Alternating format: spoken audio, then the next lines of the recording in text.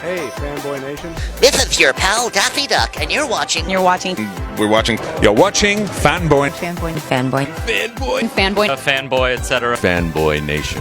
Dot, I assume Tom.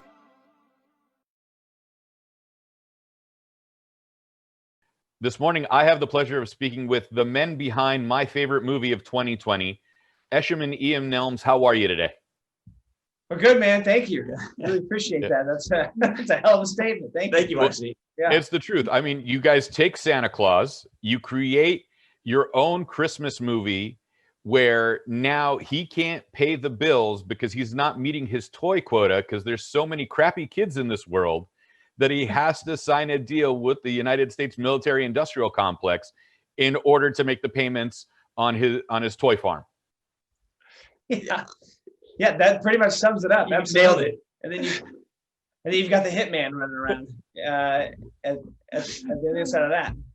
Right. You got spoiled brats. You got a hitman. You got all sorts of things going on top of it. So it just adds layer upon layer upon layer. And it's not like over the top violence. It's not, just this cartoonish style film. This is something as if it was in the real world. And then when you add Walton on there, who's playing the hitman, it just gives it another level of layering.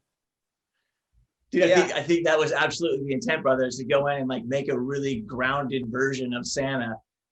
Something that, he's dealing with problems many people in the world are dealing with right now.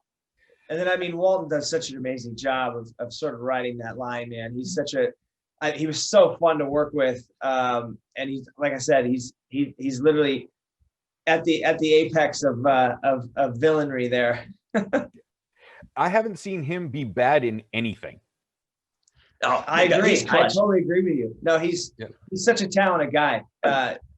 When we sat down with him at our first meeting introduction, honestly, he got up in the middle of a coffee shop. He's acting out scenes. Ian and I were like, "Oh man, can't wait to." I feel like he's one of those guys that when he gets into something, everything just sort of goes away, and he's able to sort of just be, and sort of channel that character. It's pretty incredible to watch that guy work. Yeah. I would be remiss not to ask this. Did you have any meetings at Ruth Chris while you were coming up with the names for Ruth and Chris Pingrel? We went to Lowry's instead. No. Because as soon as I heard Mrs. Kringle being called Ruth, I had to pause and just laugh through it because I was like, all right, that's a good little wink. There's definitely the steakhouse wink. Tell me how you guys came up with this notion of Santa working for the military industrial complex and then some bratty rich kid deciding to put a hit on him. Did you not get an N64 when you were kids and you're still mad at your dad? How does that work? I would first start off by saying Christmas at the Nelms household was lovely. Mom, we love you. And there's no deep-seated trauma there. No, I think for us, we've seen, Tim Allen, do a wonderful job as a loving Santa. We've seen the sociopath that comes down your chimney. For us, like I said, Ian and I wanted to make someone that was grounded, that was a sort of badass. I remember at the time we were thinking of him more as a superhero. We were like, okay, well, what if you grounded him, and how would that really work? And then, and then we came up with a scenario of what happens if the kid, got something he didn't like. Okay, what if he was the worst kid on the planet and he decided to send a hitman? But yeah, the whole point was just to see what we could do with that character, that Santa character in the real world. What would that really be like? How would he really have to function? What kind of deals would he have to make with governments and militaries?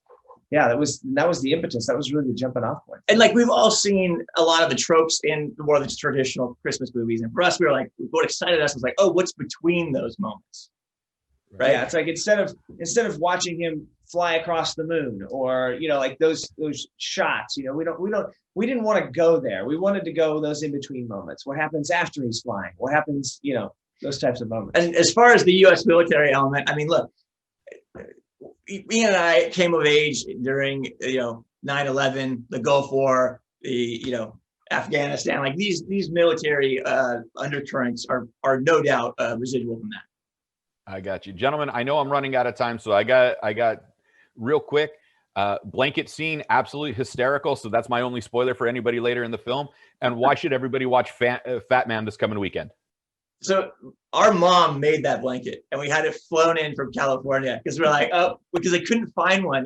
So we're like, we know we're gonna get a really huge knitted blanket. Well, Mom, send that sucker in. And as far as why they should watch it, I think put the kids to bed, snuggle up with your significant other, and have yourself some adult Christmas. an adult Christmas crazy romp.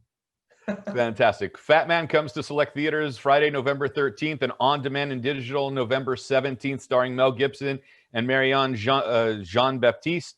Nelms Brothers, thank you so much for making my year, because I needed it. RC, thank you, man. Appreciate it. We appreciate it, Take man. care, guys.